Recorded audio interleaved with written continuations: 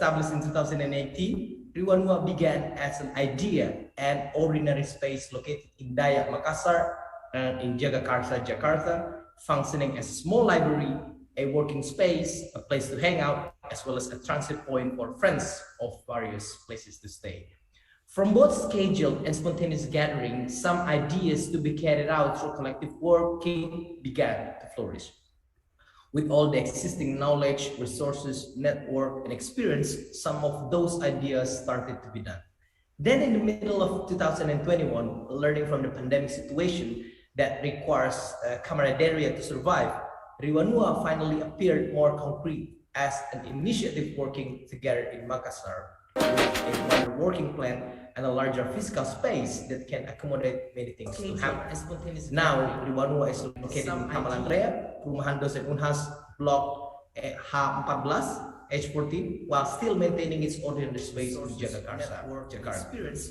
In the dawn of 2021, as a celebration for the time that goes by and for the new space that we live in, Riwanua holds an easy launching by inviting friends from diverse professions and geographical backgrounds. Riwanua wants to share knowledge, experience, and resources based on the needs and the context of where Riwanua is located. The easy launching will be held for 15 days from 5 to 19 of December 2021. In the format of hanging out, talks, and workshops. All will be held online, offline, and hybrid. Today, we are having a talk titled Behind the Stage of Research. Stories and the creative process of research often receive smaller portion than the finding of yourself when it comes to the publication in books, journals, or magazines.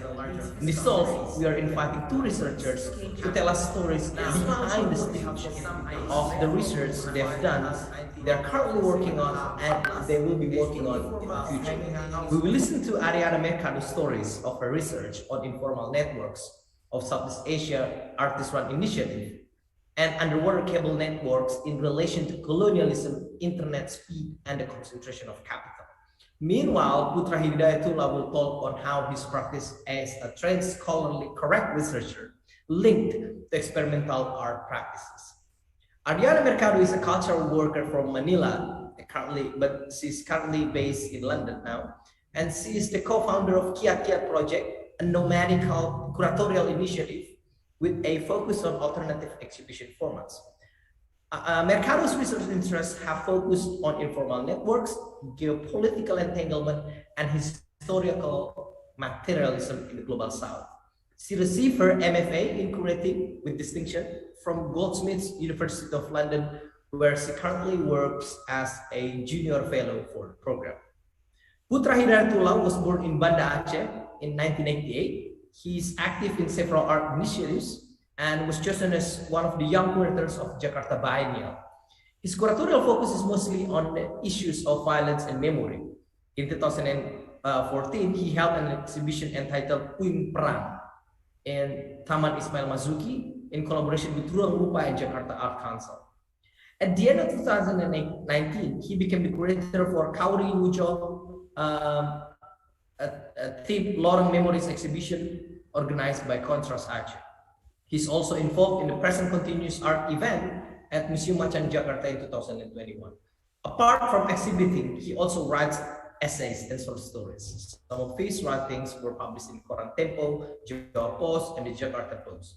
He completed his contemporary art and art theory of Asia and Africa studies at SOAS, School of Oriental and African Studies, University of London, England. So Putra and Arianna, thank you for joining us today. So yeah, what do you have in lunch anyway for today? Lunch?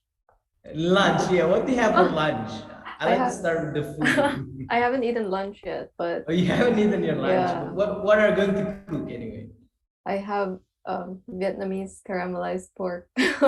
Oh, Vietnamese caramelized pork. Yeah. Sounds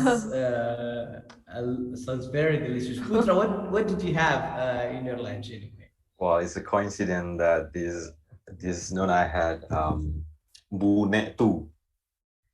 So What is Bu that? Net Tu is we loosely translated as the rice made by the mother of our grandmother.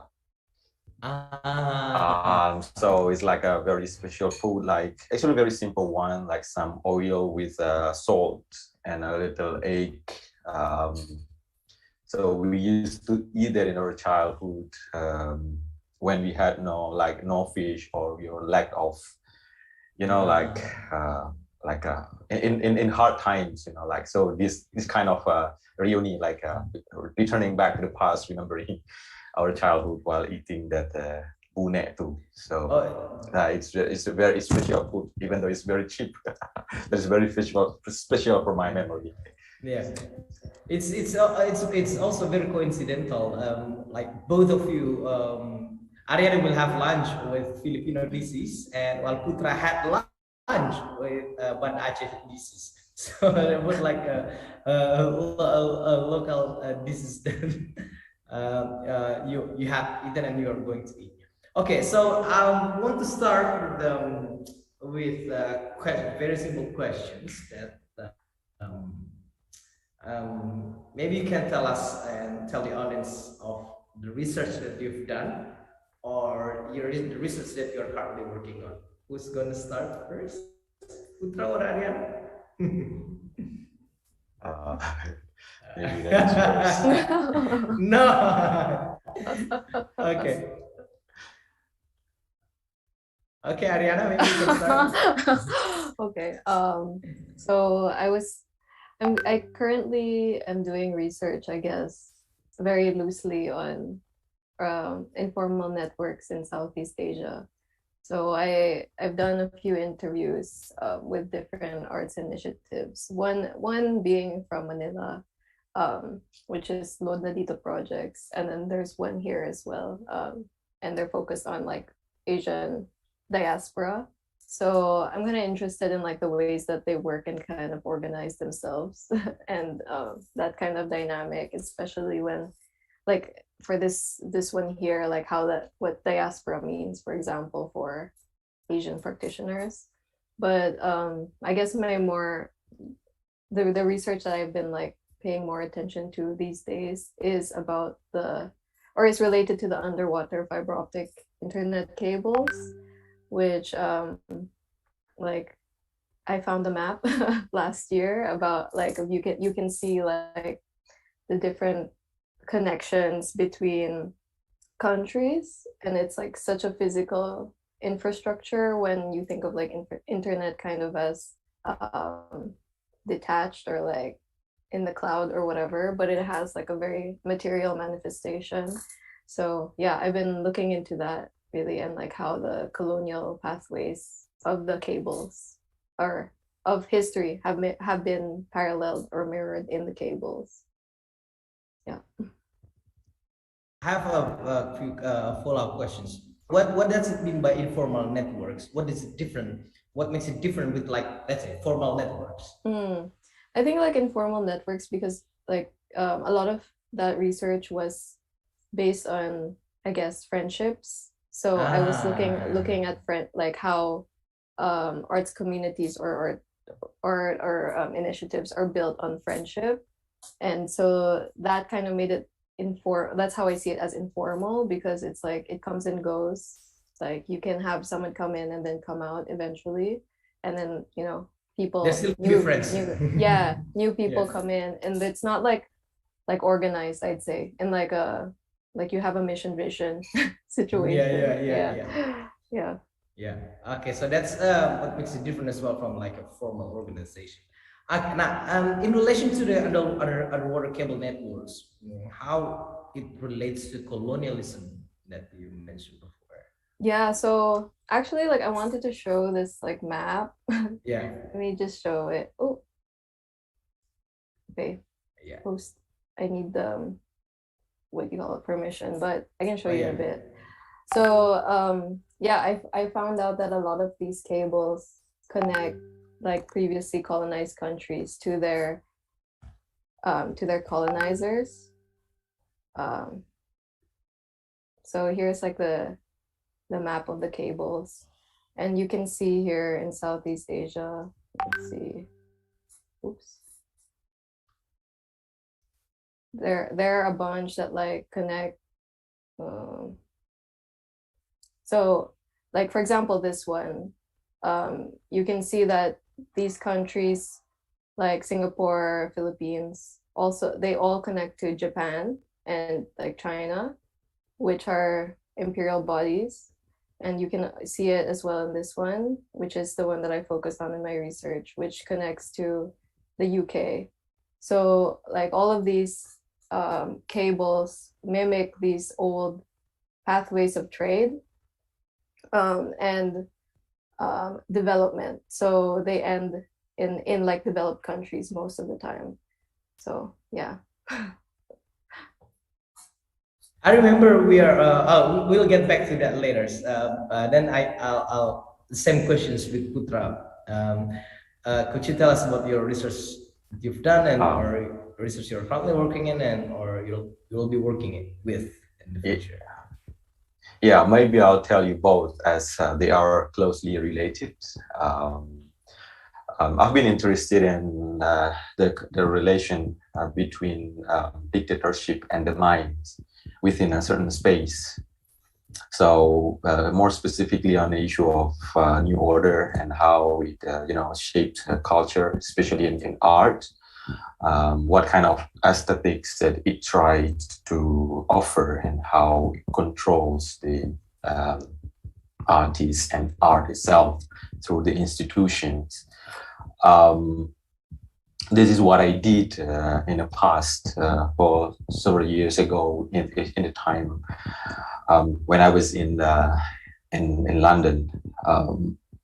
But still, what I am doing currently is related to the one that I did in the past. It's still about the minds and how it affects the current generation, especially young contemporary artists in Aceh, in the way how they choose the theme for the artworks and how it is. It was surprisingly actually I try to challenge myself not to talk about violence anymore. Why always violence? So I was trying to find something new. And then I try to get away from all those issues of, violence, blood, and all those things.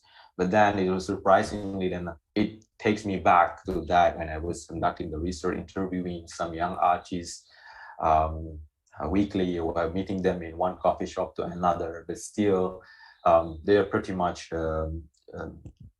affected by this issue of memory of what happens in the past and how it relates to the current situation of those survivors, especially. So yeah, that's what I did. Those two are really closely related to one another. So, do you mean survivor? When you mention survivor, do you mean that the survivor from Aceh tsunami in 2004? Yeah, well, there are some. Yeah, there are disasters in Aceh. One is like a man-made disaster, and the next one is like a natural disaster. First is like the issue of political violence, about the conflict within Indonesia between Aceh and Jakarta back then. So there were groups who were fighting, waging war. And back then, there were civilians become the victims, or they were instrumentalized as a way to capture the enemies. So some women, for instance, were raped as a way to, pay revenge for the husbands that they could not find, for instance. So that's what I was focusing on, and it was also before, during the New Order, and also the same conflict still happening after the New Order until natural disaster happened in 2004 in Banda Aceh with a tsunami. Maybe Arianna know that the biggest disaster ever in our history, in our contemporary history. So thank you, Putra. Arianna, I want to come back to. I remember that we are having conversation like the relation between Guta Percha plantations and colonialism in the war and the underwater cable that you mentioned. Could you elaborate it more? And then Yeah, sure. So basically, when the UK was making their first transatlantic cables, they needed to harvest this kind of like insulation because the wires were quite fragile, so it needs to be insulated under the ocean. And one of the most like important insulation that they found was from this gutta percha, which is a plant in Southeast Asia. And so they harvested a lot of the tree sap, which caused environmental degradation, and now the plant is in pretty much extinct in the Malay Peninsula. So yeah, so like that's what happened with the British colonialism. Like they just took all the resources to make this transatlantic cable that connected the US to the UK. Even the Dutch, I remember I read an article, even the Dutch colonialism also had plantations on Sukabumi around West Java of gutta percha to create a insulation for the underwater cable. Yeah, so Yeah. it's like both colonies had plantations in both in Malaysian and Dutch East Indies at the time. So Putra, you are now working as an academic, right? Yeah. Yeah. So how sometimes both of you, even Ariana also are in the academic institution. So how do you think, like, how open it is academic institution for, do you think, for like an experimental research or experimental research? Yes. You mean in our home institution? Yes. In your home institution where you're working now. Okay. Well, I think that is, I don't know, I'm talking in my area. There are still many homeworks to deal with when we are talking about institutions. Especially there has been a lot of questions these days in me personally, like how this institution has been, instrumentalized. Either it is for critical thinking or it is for political purposes. So this is a big issue that we need to, maybe, as I told you, that there are many homeworks to work on. Of course, it's not as easy as maybe I cannot make it similar to the one that I had back then in London or somewhere else. Especially in Aceh, like after, even I could see that even after, since the new order, how this institution has been instrumentalized, maybe it's not for critical thinking, to questions, but even it's like to legitimate, or to give some, for instance, there are certain project of development, and then how this institution and then is directed to give some data to support this kind of development, for instance. So I would say there's still homework to finish regarding to this issue. Even when in my case, for example, in my field, it's quite strange. Maybe like we don't have art history. Like maybe in Indonesia, art history is still, it's not become a major that exists, in the universities. Not to mention in Aceh. So for me personally, I have to struggle myself, and how probably someday, maybe through writings or doing research on this issue. So for instance, in Aceh, when these days when we are talking about Aceh, it's more about war, about a great man, a great time. Also, I think this happens elsewhere. When we talk about history, for instance, it's been about great events, great man, so we talk less about, for instance, the history of working class, the history of individual who contributes to the let's say, to the prosperity of others or nations. I don't know, like maybe or something like that, you know. So I think there's still homework, especially in my field in art history. For instance, there are specific events that actually they do not become this concern.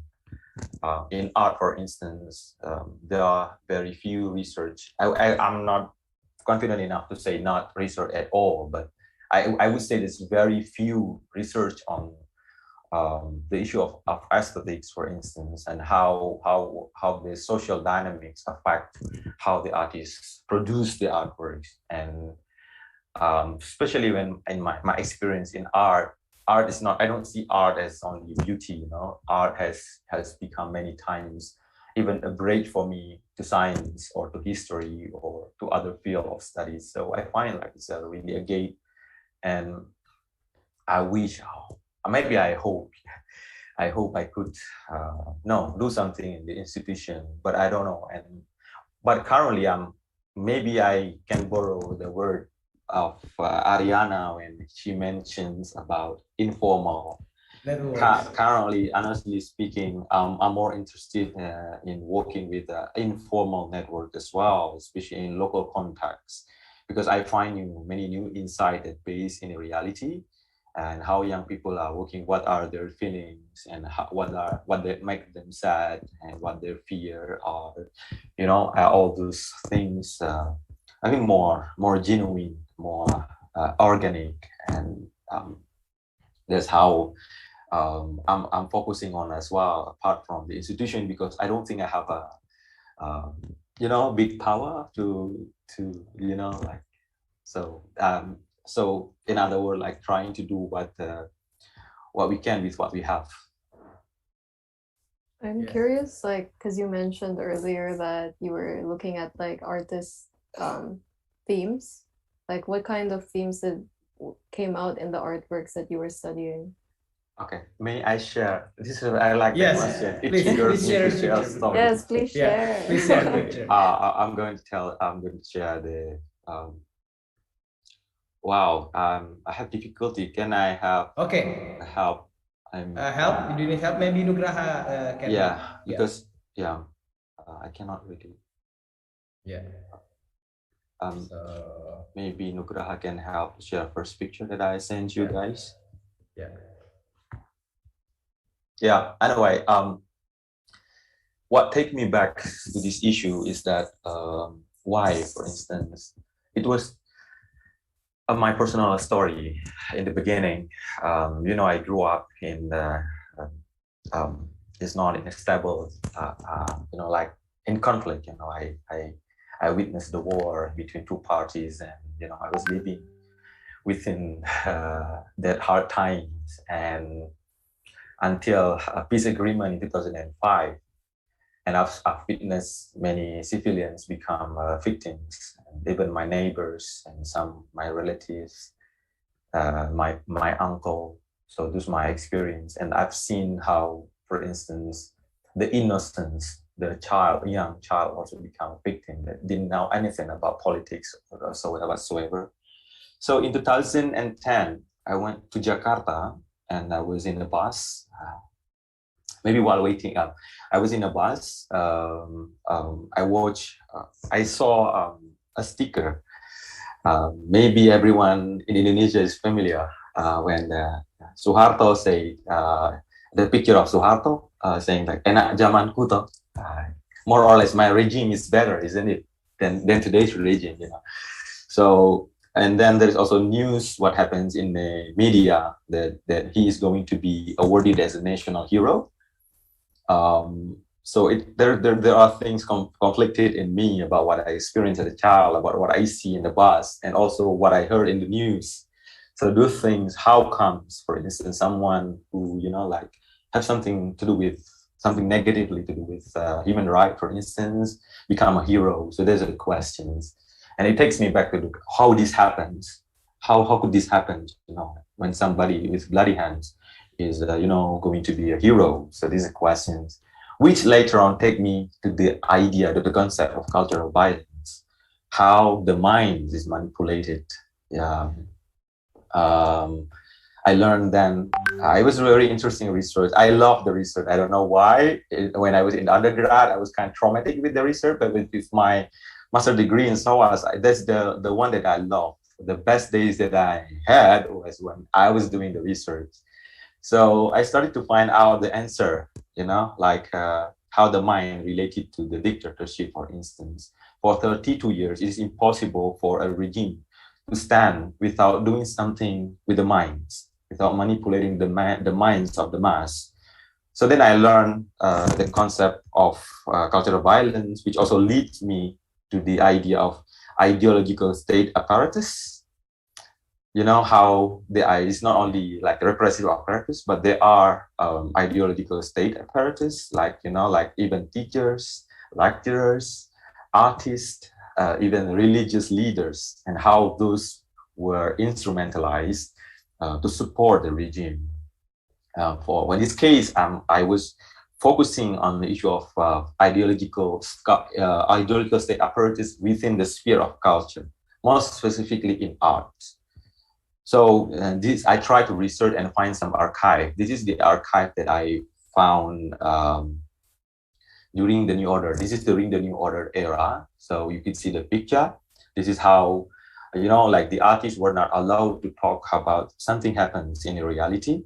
So they are kind of, they were directed to draw something apolitical. Actually, I would say seemingly apolitical. Because for me, apolitical art is also political. So, this is how the artists are being separated from the political issues. There was a serious act of depolitization in art.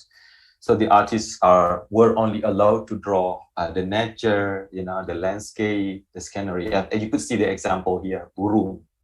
It's the birds by Fanny, an artist in Banda Aceh, during an exhibition. This is first type of exhibition how art should talk about, not about the politics, not about the social situation, but about something about scenery, about landscape. And also maybe the next one, the next picture, also without color, the one without color, Hari, maybe you could help. This is kind of we call it, there was an essay by Martin Suryajaya, described about New Order aesthetic. And also this is the second type of art. So before we talk about scenery, about the landscape, but this time another type, how the art is directed, is to talk about something about calligraphy, about the spiritual, about God, about something far from the socio-political situation that's experienced by the society.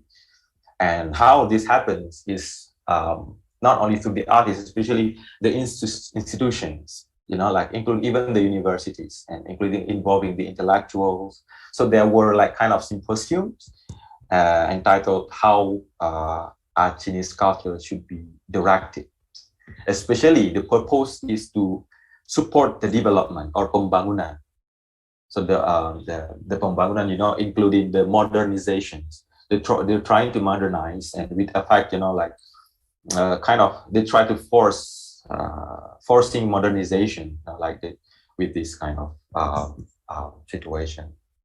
And this is what happened. These two pictures, what happened during the New Order, from 1965 until 1998 in Indonesia. But in Aceh, it's quite specific because after the New Order, after 1988, other places in Indonesia, they try the air, they breathe the air of freedom with the Reformation. But the situation in Aceh is quite different because back then, the Free Aceh movement tried to use the moment, as a way for political propaganda.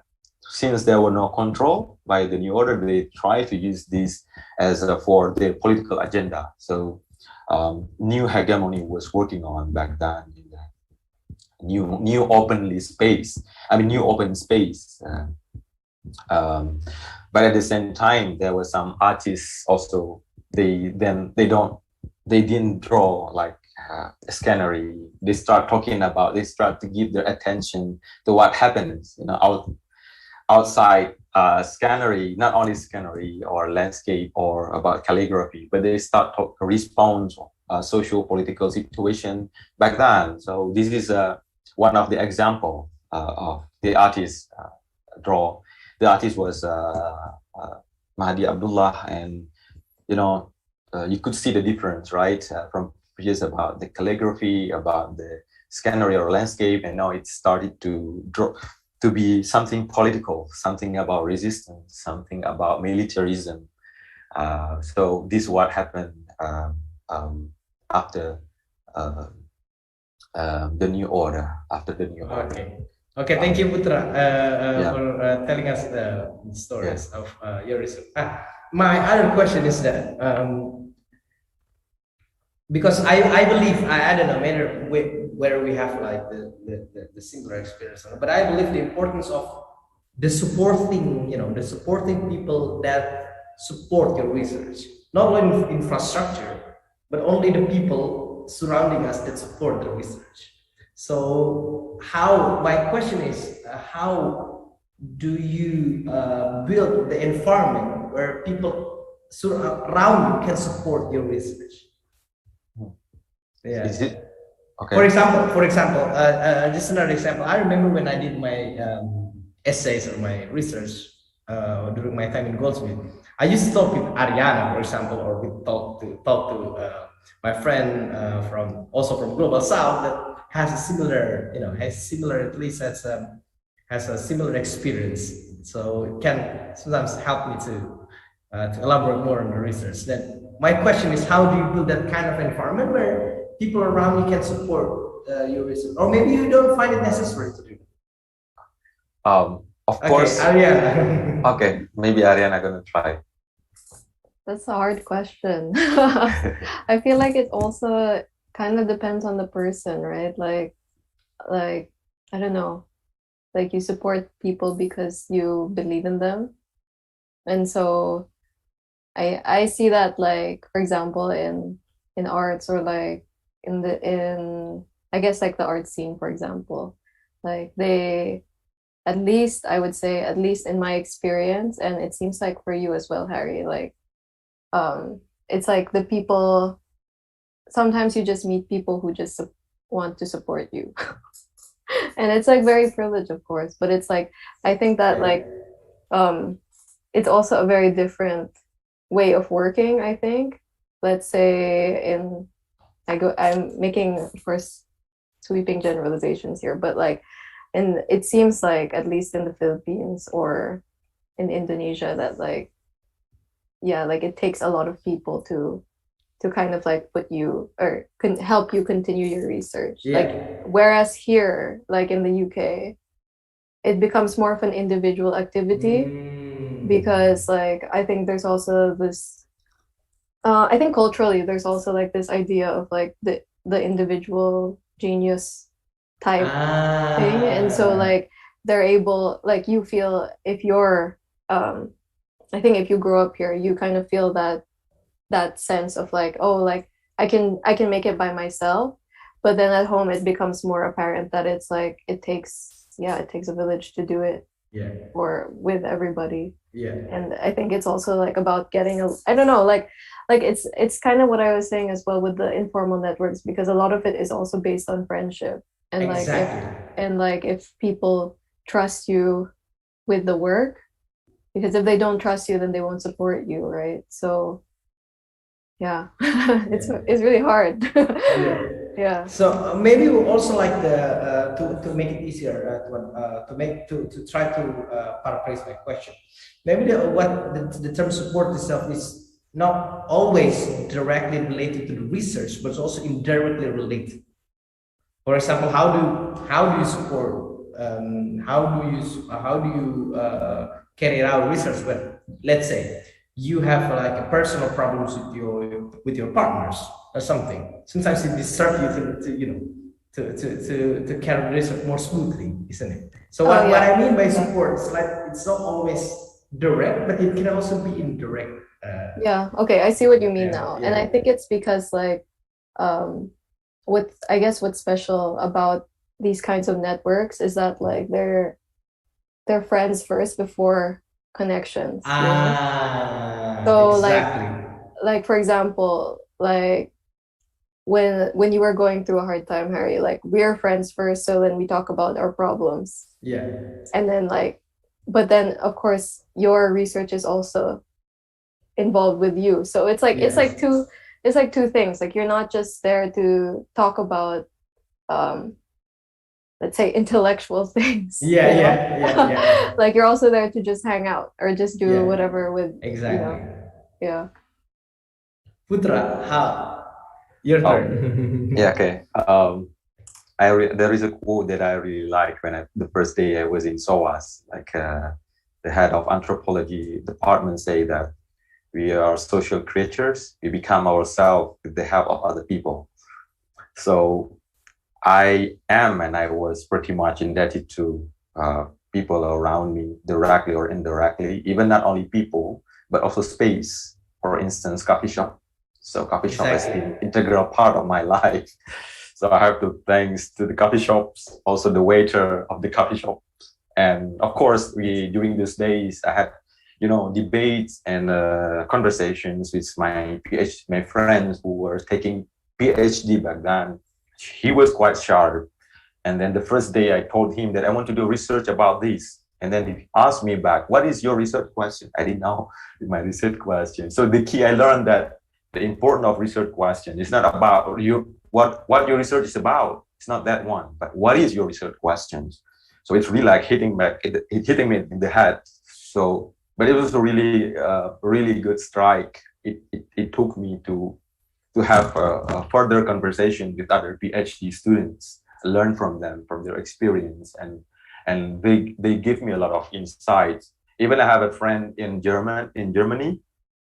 He is a Vietnamese German, and so he understands my situation as in Asia, and also in being in Europe. So yeah, he's my best friend. Even until now, we still keep getting in touch with each other, sharing stories or problems what we have in life. So it was a really great help from people around. But I also, even sometimes I feel like the research itself, the topics help me as well, because the topics trigger my curiosity and it moves me. As it answers questions in me personally. So, of course, yeah, I'm indebted to those people, to those spaces. So it's very interesting what Putra talked about, these spaces. So when we talk about the ecosystem of research, it's not only the ecosystem that support you, let's say financially, but also socially, psychologically, and also spatially, like what Putra said before. So it's very interesting to talk about the ecosystem of research, because sometimes when we talk about support, it's just like support financially, considering the other, the other support from friends, socially, psychologically, and also from the space that we live in. Very interesting from both of you. And my other question is that you both, also me, like three of us, we did research on Southeast Asia, but we have to go outside. We have to go abroad to do research about Southeast Asia. Why do you think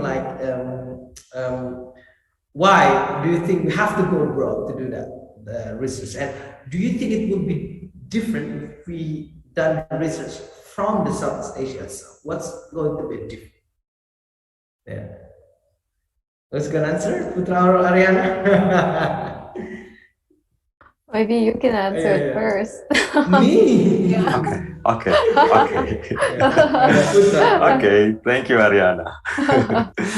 Okay.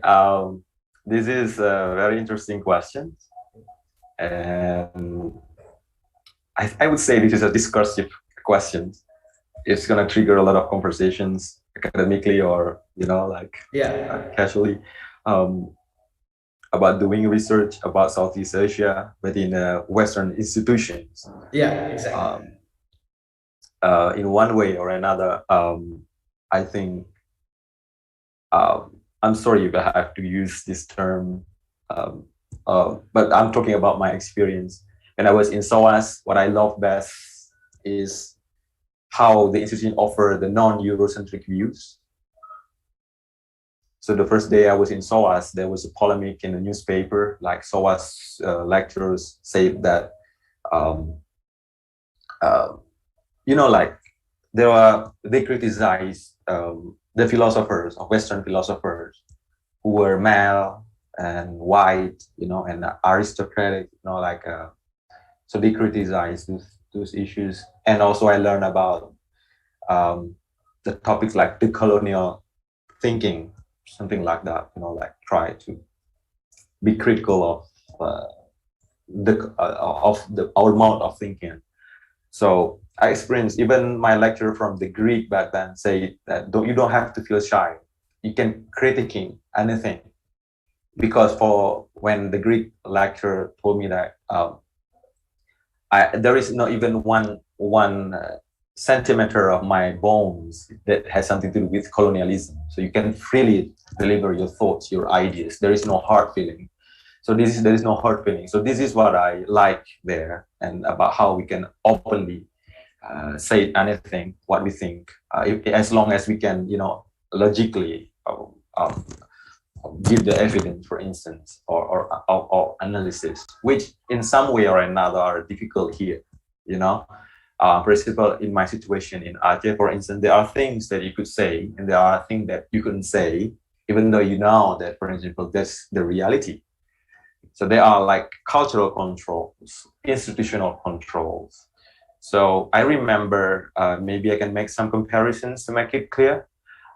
When I was in my undergrad, I was trying to write a thesis, we call it scripty, about what happens in the standardized tests and how it, corrupted minds.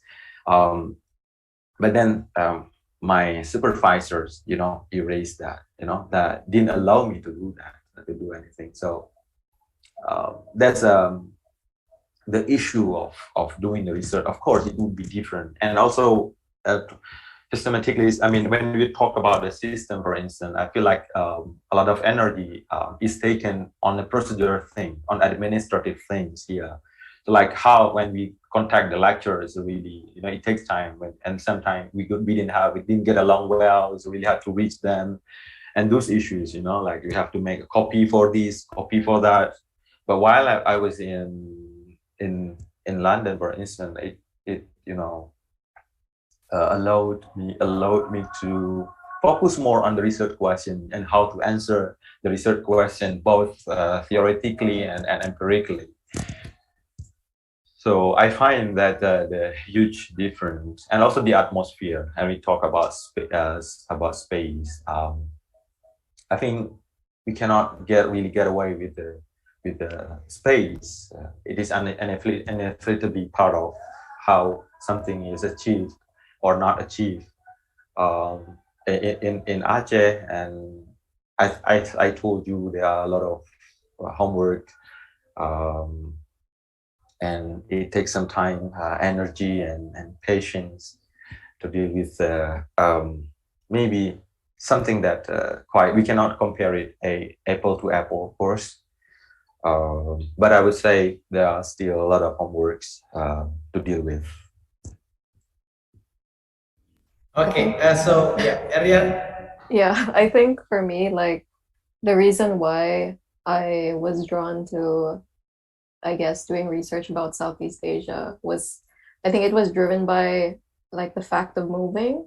Like I think when I moved, like I felt very homesick in the beginning, that like I was, especially I would say, like especially the kind of like environment that I was in at the time, like studying so hard, or like this kind of like, because you, for example, in my case, like I studied at a curating program, so there are a lot of us that want to be curators, but like, and it felt very competitive compared to like if I would say, like compared to if I had done just like a research based master's, like an MA, it like the practice aspect of the curating felt so competitive, and it just felt like it made me miss like being at home a lot, because the way that, like, for example, the way that we would put up shows in Manila felt more, I guess it felt less contrived and more like just, oh, like I just want to do this, compared to like I want to do this for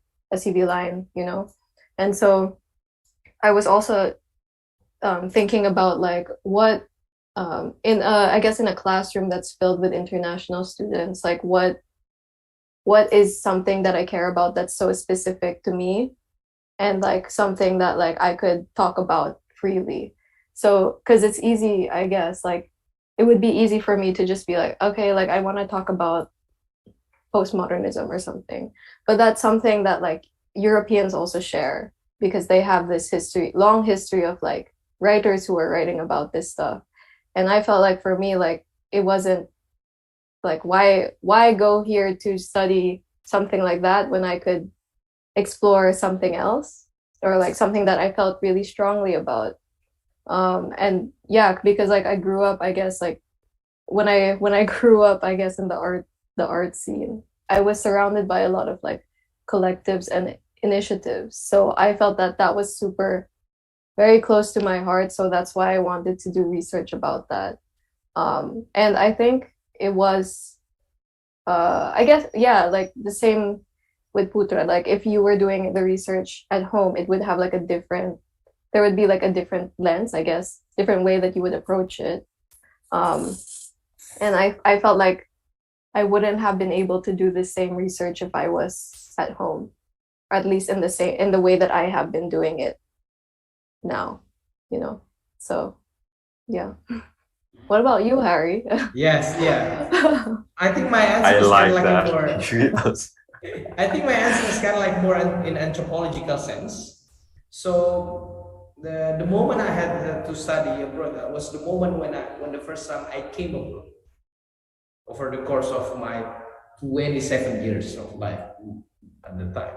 So when I went abroad, I felt like I felt strange. I became a stranger, and the time I became a stranger, I felt like my observational skill is getting more sharper. I start to make a comparison between what is there and what isn't here.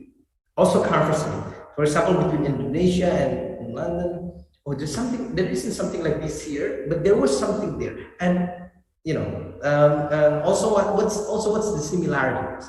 So starting to make a comparison made me think that it could sharpen my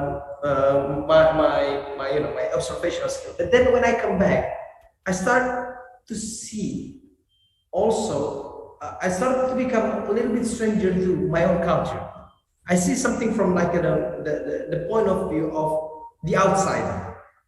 So, for example, I remember when the first time I came back to Makassar, the first time I saw that, why here there's so many banner of politicians. Like it's everywhere. Why it's very important to appear, to be present in a non-physical setting, like from the banner. So there's so many questions when I come back that, you know, something when you are in that part of culture, sometimes you don't question because you're a part of it.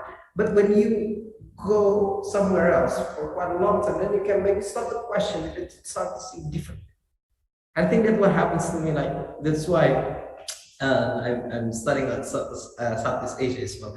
But it doesn't mean that my experience is better than if I studied in Indonesia. I think it's kind of been like you know, I can say that if I studied in Indonesia, I guess it's more like a deeper than broader. That's what I can say from my point of view. Yeah. So could you, next question is that what is or what were funny stories that you got during doing your research? There's some kind of like funny or weird stories to share to us during during you carried out your research? Putra or Arianna? Okay. Okay. There were some funny stories. There were girls these days, and I know I'm catching your attention. There were two girls, two students from one from Korea and one from from Thailand. She is a diplomat, and one day I was sitting in canteen. I was having lunch, and she asked me to stay. After finishing, she asked me to stay, and then when everyone is, she asked me a question, Putra, haven't you had any trouble in life? She asked me. Of course, I had trouble in life. So why you look so happy? So it was during the question refers to the moment when we all were doing conducting research, because everyone looks stressful. And I can admit that everyone was stressful and it was tough. But that's the first friend of mine asking that question, and then the next days there were the same question. They didn't know each other. They one from Korea also asked me, Putra, why you look so happy? Aren't you stressful with all this? And I said, I don't know. I'm just very happy with what I'm doing. And I was honestly, I mean, I talked to them honestly. It was because I was doing something that I love, the topics that you know depart from my curiosity, my intention to know. So that's why I was very happy, and that's why I find that this is quite a unique questions during these days of how this. I didn't realize myself like how how I was compared to the others, but they found that I was happy. But indeed, I was happy with what I was doing back then. So Arianna. I don't know if I have any like really funny stories, but maybe more like frustrating stories or that's fine.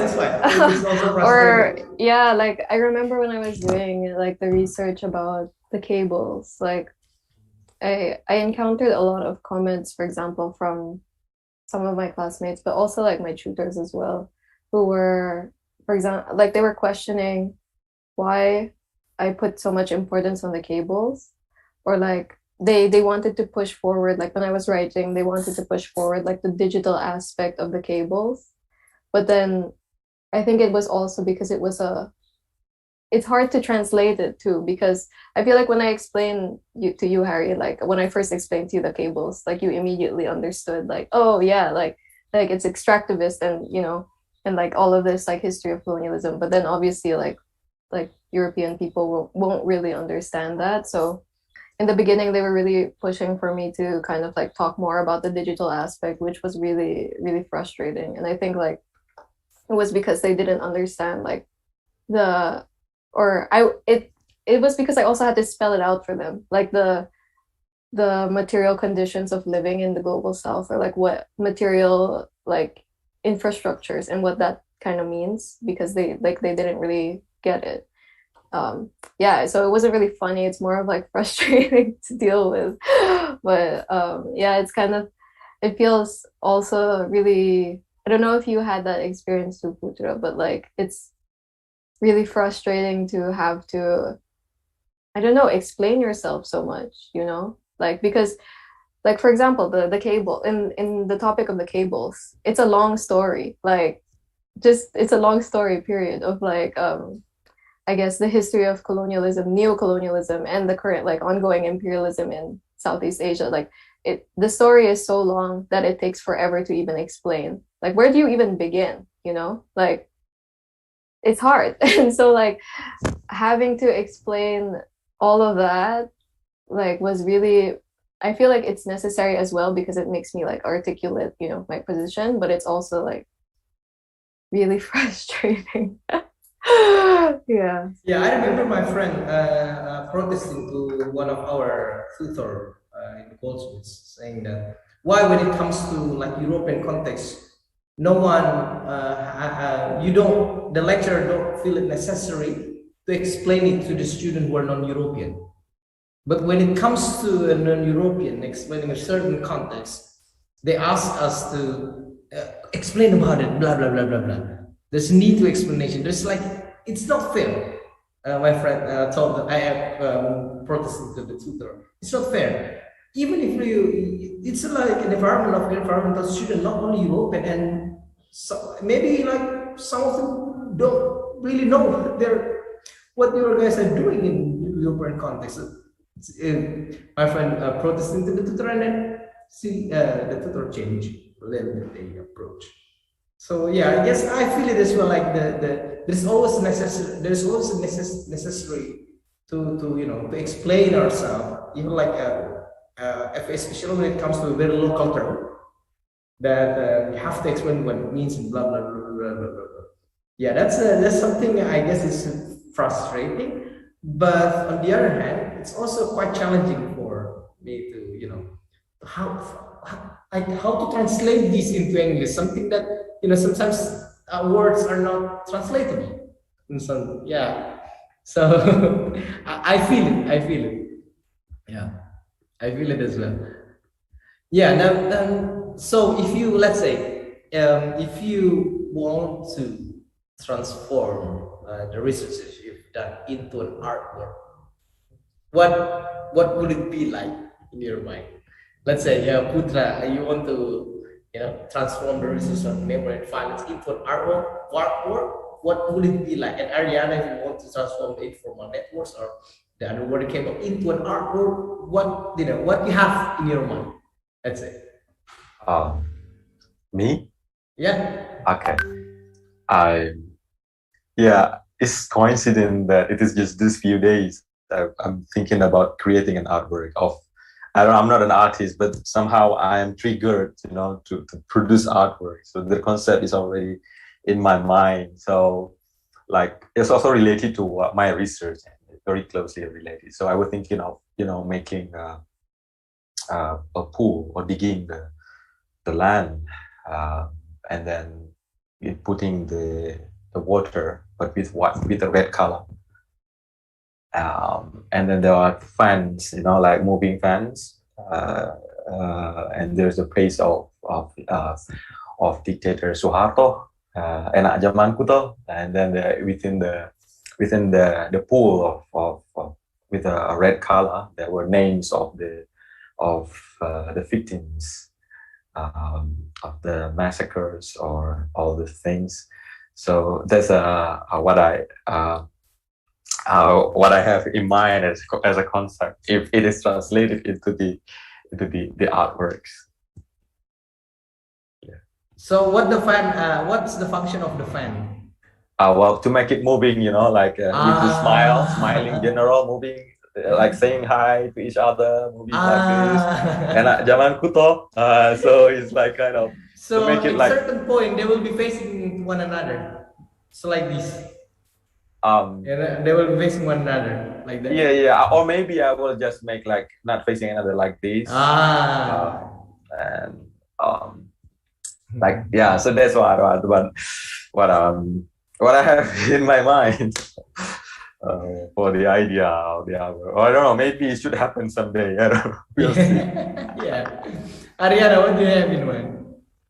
Oh, that's a really good question. I haven't really thought of it in that kind of way to make an artwork out of it. Maybe like, I don't know, field recordings. Field recording. Yeah, so like if I could just like record, let's say if it's the informal network, for example, like I could record gatherings or just like hanging out and like with no purpose really, just like an hour's long of footage. Or yeah, and then maybe that would be the work for all the, let's say for all the collectives or initiatives that I interview. Yeah. That's all I have. I guess that's all I can think of right now because a lot of it is recording based. So yeah. What about the underwater cable? Maybe a video. Yeah, I don't know. I would really like to go see them. So see the cable landings themselves. I Yeah. haven't been able to see one yet. So it would be nice to take videos of it. Yeah. Yeah. How long the underwater cable is under in the water? Like how deep? How deep? Sorry, how deep? I'm not sure actually. I think it depends on like where the path that it takes. Yeah, because like I think some would like go higher than the others, and then but they go pretty like very deep because they can't be hit. They shouldn't be hit by the boats. Yeah, it's also very interesting that we cannot see. It's very deep, so it's like hidden in a way, and you Yeah. cannot see it. You cannot see the structure, the materials. Yeah. Yeah, really Yeah. interesting. But like I don't know if I told you this, but I remember like a few years ago there was this report that like um I think it was like internet in Vietnam got disrupted or something because a shark bit the cable. Yeah. Yeah. Yeah. So let's But say you, I have an imaginative question. So let's say you get a financial support, a big financial support.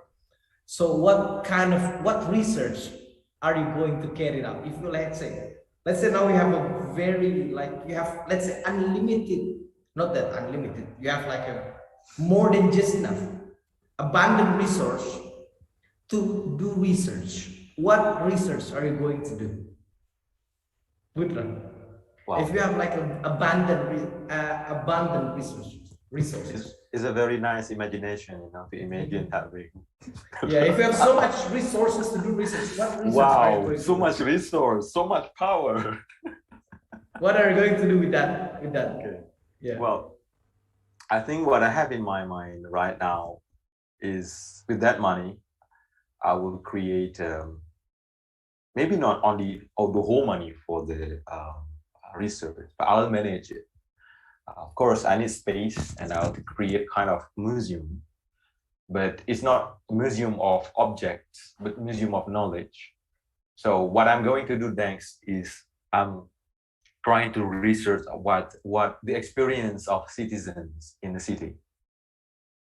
Like for example, let's say we create some emotion for what makes them fear or scares, and we do the research and this year, for instance, what makes them sad, and then how then this research is extended into the artworks, and then how we could portray it into that museum, and how this knowledge then is disseminated to the people in the city, and how they know each other about maybe they have the same feelings about a certain event, or they have a collective memory, or they have some things common that they are angry about. Because I feel like this are what is missing in my context. So people like being absorbed into other people's or significant few, the elite's narratives, all those, or like how to say, ruling class narrative. So without really getting back to themselves, or they're really taken, like for instance, what happened in Jakarta, for instance, the issue of governor in Jakarta back then, but then they forget their own realities in their own context. So they're being driven, with something viral, something, all those attentions are taken away, and while forgetting themselves, their own problems, their own emotions, what make them sad, what their own dreams, and so these things that I'm really interested to work on and to research. Especially there's not going to be one research. There will be a series of research. Yeah. If it take, for instance, maybe 5 years research with like every period, one period, and or month, or like every 3 months, one research every 3 months, so that record emotions, the feeling, and something human. So you will talk and meet lots of people that you can reach in the city. Yeah, I love listening to the stories. Yeah, you listen to the stories and wow, that's a huge, and it's going to be a huge recording. How many people? If you let's say if you can get a plan, how many people you are going to have a conversation with that kind of resources? Okay. So how many did you want to what I'm going to see is something that have a really less power in current discourse. You know, we have public space and we have whose discourse are being sent around. You know, like especially here we could see that the discourse of the elite, the discourse of the male. You know, so I'm trying to see the discourse of women, of young women, they are very less voiced. So I'm going to see, I'm sure they have stories, even maybe children, the children feeling, the children emotion do not have space in our public space. We don't listen to them, so every development is because of the idea of the adults, the old people. So I want to, so those, I'm going to focus on children, on the teenagers, on the women, on those who are less voiced within this current power structure. So those are what I have in my mind. Wow. And you are going to make a museum out of it, a museum of emotions. Yeah, museum. But I mean, I would say I'm interested in the idea of museum without walls. But this is quite difficult architecturally speaking. It's quite difficult. But what I mean maybe is museum that is more inclusive, that could be reached by minorities, by even people with different ethnic backgrounds or different beliefs. I'm trying. That's what I have in my mind, to have that space. I think that's what we are missing now. Yeah. Thank you, Putra, for sharing your imagination. Arianna, what's your imagination? I mean, I think the easy answer would be like, oh, I want to travel around Southeast Asia for like 5 years or something like that. and then do like kind of like what you're doing, but more just interviews, continue the interview project with like other collectives on a long-term scale. So like staying in one place for like 2 months and then like interviewing them after that, or like and traveling, the other idea that I have is like, so I really want to go to Kalimantan to see the orangutans. And so that I don't know what that research could be, but I mean they're also affected by, extractivist capitalism. So it would be interesting to like meet, our furry friends, our relatives, and spend some time there. Yeah. Wow. So, what about you? Me, I still haven't thought about it. That's why I'm asking you both. I ask you both the questions, because I don't have something in mind yet. I will share it to you sometime soon, very soon. Yeah. And when you both answer the question, I thought, I was thinking, like, I was wondering, I have got so much money, what I'm going to research on, like. Maybe what I just like flashing in my mind for a while is that I want to see the trajectory to create alternative history of Indonesian literature, because right now it's like most of it's very linear from this angkatan 45, 65, blah, blah, blah. It's very linear. I want to say from like a very from very unusual sources of what people might not be called literature itself. So it's like a whole maybe 3 to 4 years to do that, but that's like very individual, more of like research. I wanted something to be done collectively. It's like a big thing where you can do a large collective research with that kind of resources, because that I think that's not going to take so much resources to provide all the books, needs for individuals, but for in terms of the collective, it's going to be really huge because it's going there will be so much people helping you thinking, and maybe one of people doing this, the other doing that, the other blah blah blah, then try to get around. So I think if I have lots of resources, I'm going to have like collective, collective research. It's very interesting. Yeah. So there is this question as well, like, do you still remember the visual, the visual of your last dream? It's very maybe some of our friends here are also love to do betting because sometimes when you want to, I remember I had a dream like my friend's house was in fire, and my friend told me, what's the number of the fire, what's the number of his house? I'd say 42. Okay, 42. Then he did lottery and like won the lottery because of that. It's something like that. So what's the visual of your last dream, if you still remember?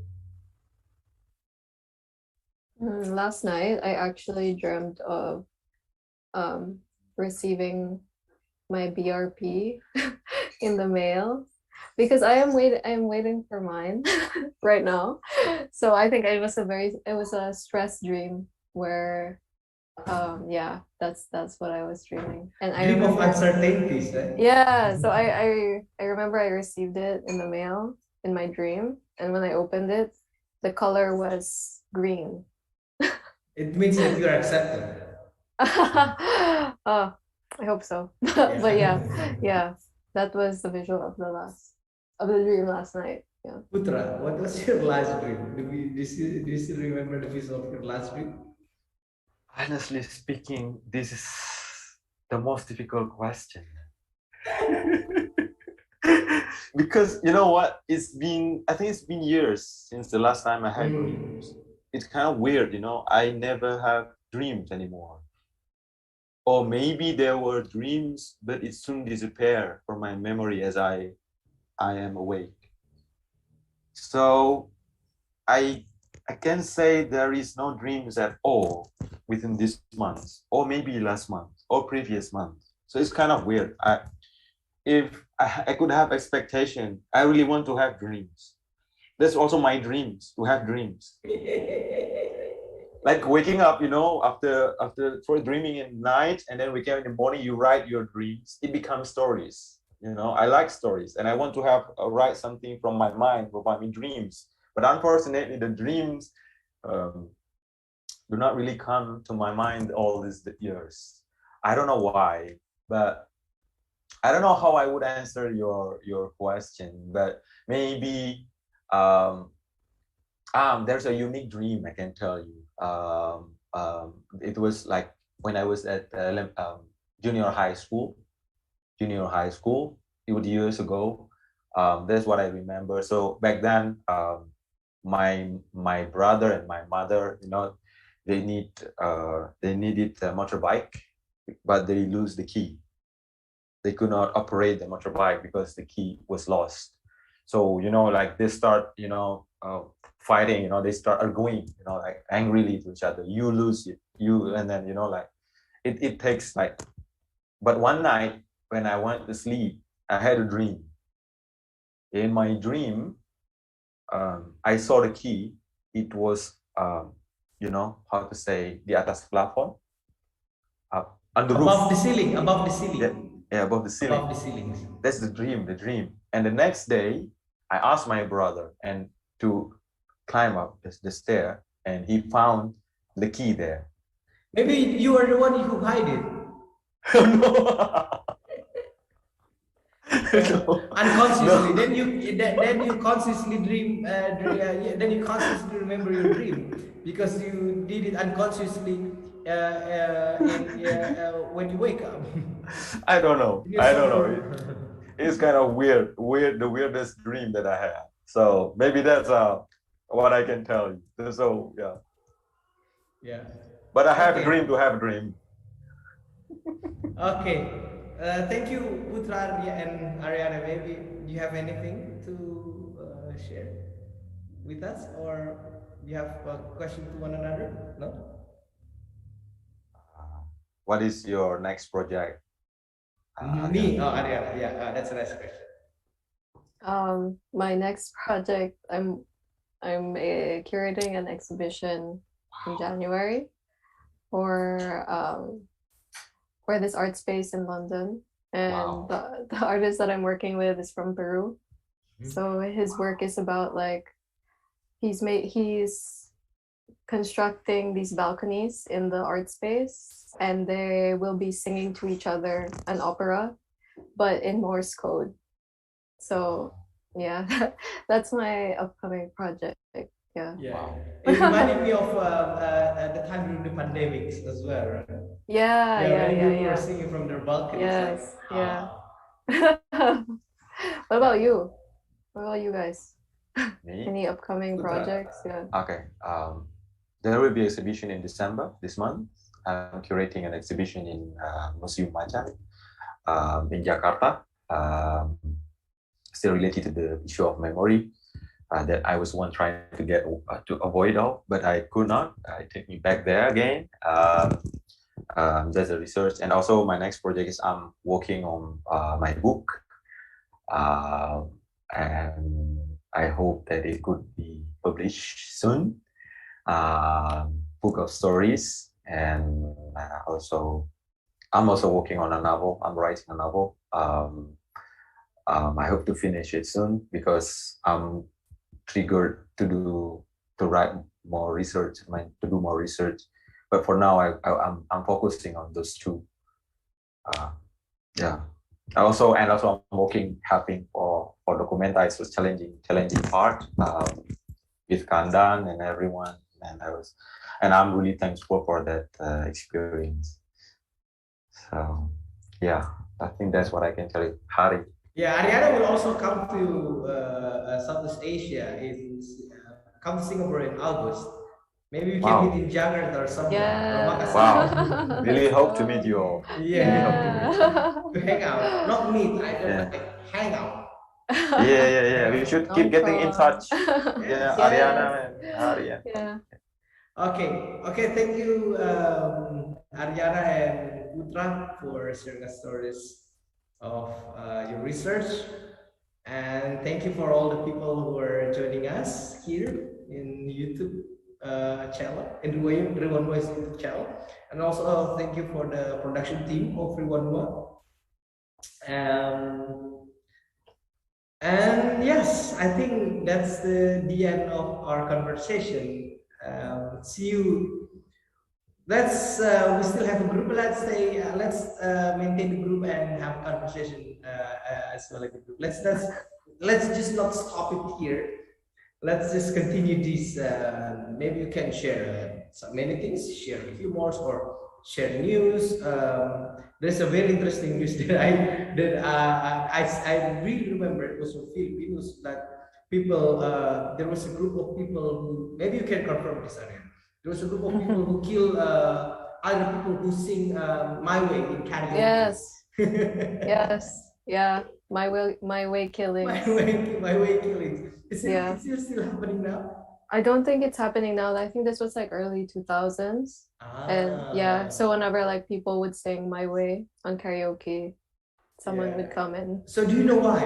I'm still wondering why. There are like several theories, and I think one of the most pertinent theories is because like they don't feel, the people who attack the people who are singing My Way don't feel like those people can sing it.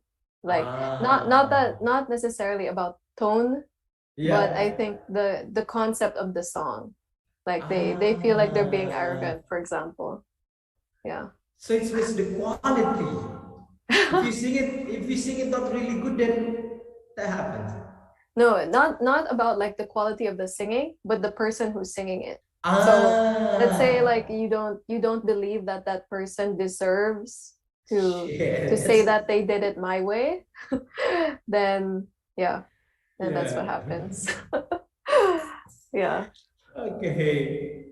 Okay, thank you. Maybe you can also Okay. use the group to share many absurd things. Yeah, good idea. Yeah, even the picture of cockroach. Okay, thank you, Arianna and Putra, once again. And thank you for all the people Thank you. joining us here. Thank you, Arianna. Thank you, And everybody. again, stay tuned in Riwanua's YouTube channel, and also you can also look at it in our Instagram and Facebook. So we still have so many workshops and talks until 19th of December, even after the launching. We will still have like lots of workshops and talk as well, and discussions and many more. Okay, thank you. So see you again. I'm Isra, host for this session. Want to say goodbye to all of you. Thank you. Bye. Bye bye.